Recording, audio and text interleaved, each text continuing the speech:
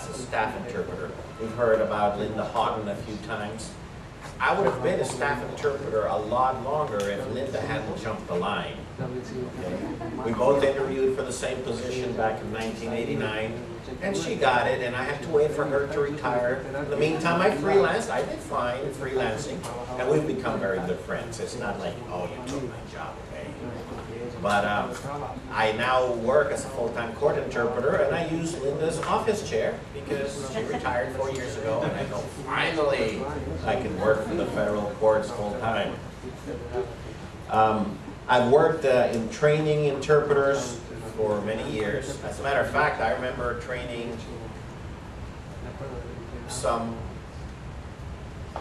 volunteer interpreters from the deaf community that had no training as interpreters, but I was working for an association in the small town in Ohio, and they were having a conference, and some people from the deaf community wanted to participate, and so they grabbed somebody, and I kind of explained to them a little bit from the interpreting point of view, obviously not from the signing point of view. And so again, I come full circle, and here I am back doing this.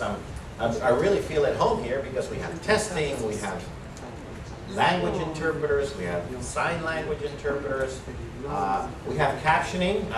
In the last year, I've started doing interpreting for captioning.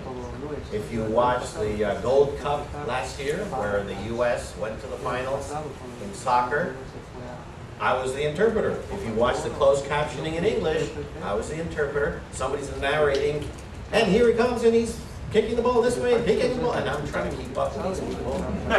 Oh, and that was the easy part.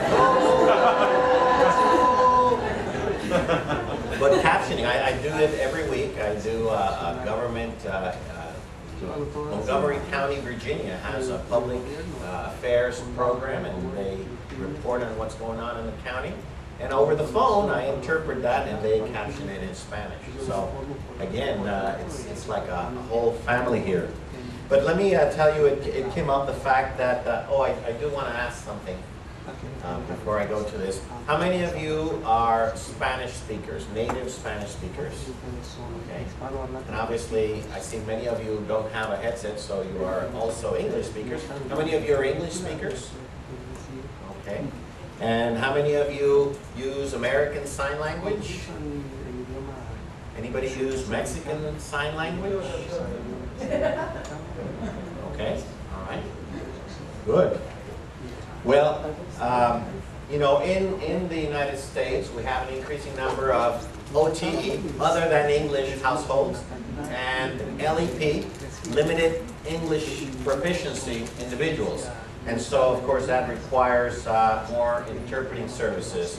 The federal government has a standing rule that any agency that receives federal funds has to provide interpreting for language, for limited English proficiency individuals. But, you know, when there is a language barrier, then of course that can affect medical care, educational services, and of course legal services. The question came up, or the topic came up, about quasi-legal situations, and then eventually there are actual legal situations where somebody is going to go to jail based on what I say he said, or somebody's not going to jail based on what I say he says. And hopefully it'll be the right people going in and the right people going out.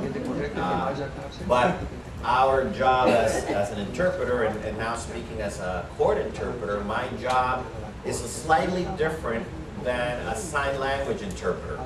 Because in sign language, you have additional issues of communication where you have your home language, and then you have the standard sign language, and so you have to communicate at a different level and perhaps explain a little bit more. As a spoken language interpreter, I am not allowed to explain.